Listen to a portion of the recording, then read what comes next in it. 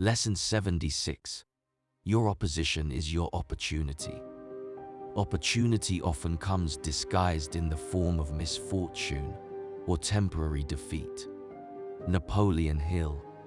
There will come times when you won't be able to understand when it is all going to end.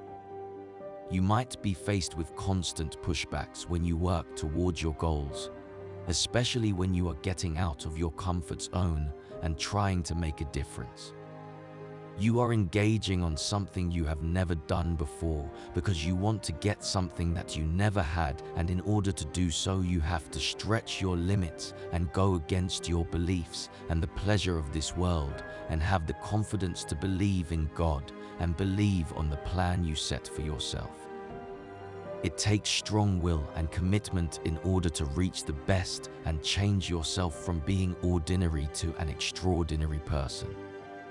Known of the people from the Bible that was engaging God's mission without facing opposition.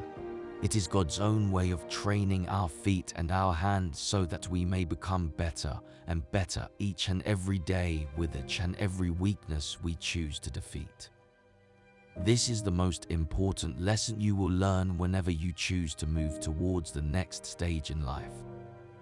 You have to choose which weakness you want to conquer, because that very thing is pulling you down from becoming who you are, and it will be impossible to carry it with you.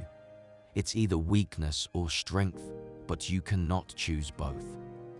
The reason this is so important is because the number one stumbling block that you will have to conquer is yourself. People will continue to be people. Everyone has their own struggles and demons they are fighting. It will be a waste of time blaming someone else for your own weakness to progress. In Romans, Paul says, "Rejoice in our sufferings. Believe it or not, when we choose to make a decision to progress from where we are, we will suffer personally, emotionally. You might lose a couple of friends. You might need to quit some of the toxic behaviors you have because of what you now stand for, but that is a recipe of who you will become, because Paul is saying we know that suffering produces perseverance. Perseverance, character, and character, hope. Not only will you have peace of mind in your heart, but also you will grow in wisdom and knowledge of things you do, and have hope that whatever you plan will succeed. David says you will be like a tree planted by the streams of water, which produce the fruits in season, and the leaves will never wither. Turn your eyes on Jesus.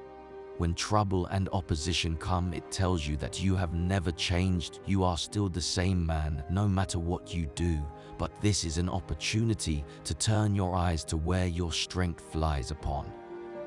Paul continues to say in the book of Corinthians that he will boast more of his weakness than his strength, because God's power is made perfect in his weakness.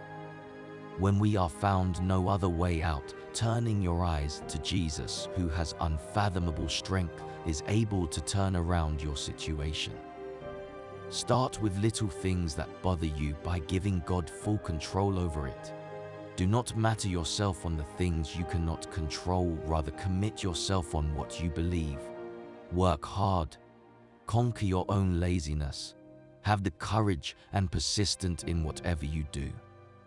Remember, no matter what, never look down on yourself. You are only answerable to God, and He will give you the strength you need to move in the better direction.